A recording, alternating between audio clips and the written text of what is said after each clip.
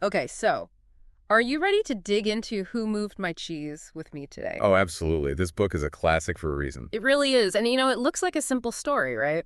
With the cheese maze and the mice and the little people. But it's really amazing how much it makes you think about how we all deal with change. Yeah, it's really interesting how it was written back in 1998 for people in the business world, but it still makes sense for anyone who's dealing with all the crazy things that happen in life. Right. Who doesn't love a good cheese metaphor? But really, though, it's like this. Change is the only thing we can really be sure of. We all have things we're trying to get in life, our own cheese.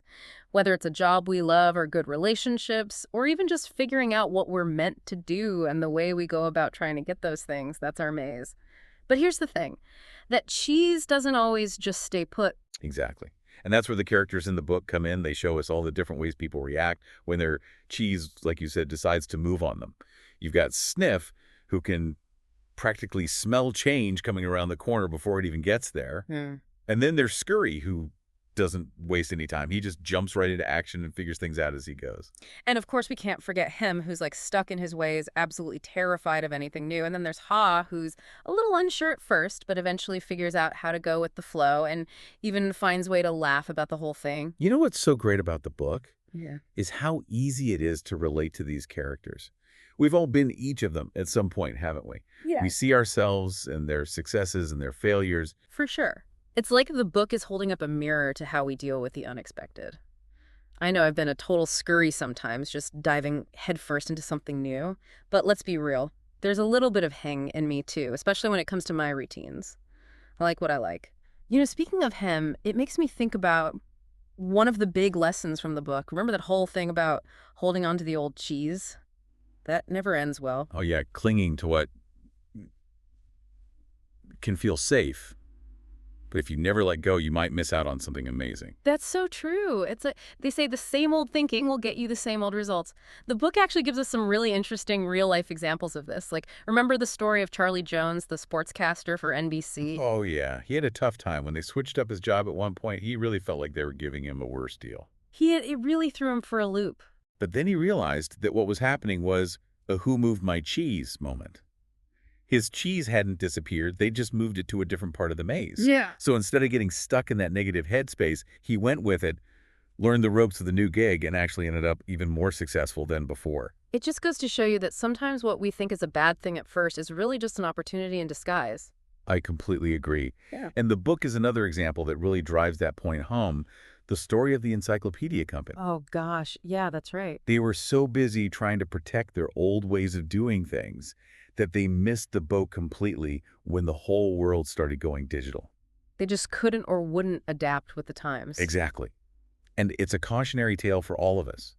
It reminds us that we've got to be willing to adapt, and that sometimes holding on too tightly to how things have always been done can actually hold us back. It's funny you should mention holding on to old ways, because you mentioned in your notes that you're kind of wrestling with a decision at work right now.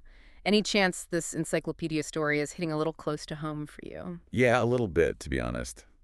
It's like, part of me just wants to stick with what I know you know. Yeah.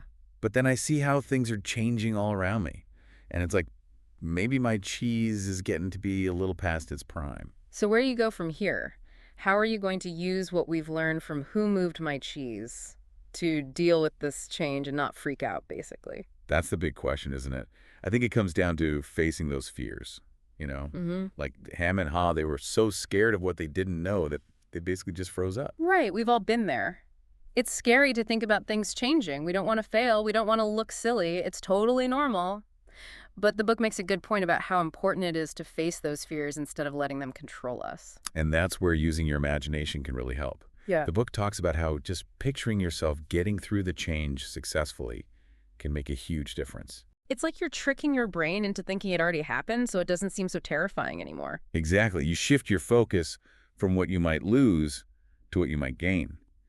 And that can be incredibly powerful. And there's another thing the book talks about that I think is really important. You mean humor. Finding a way to laugh about the whole thing, just like Ha did. Absolutely. Humor can really help you cope. When you can see how ridiculous your fears are, it makes them seem less scary, and you can approach the change with a better attitude.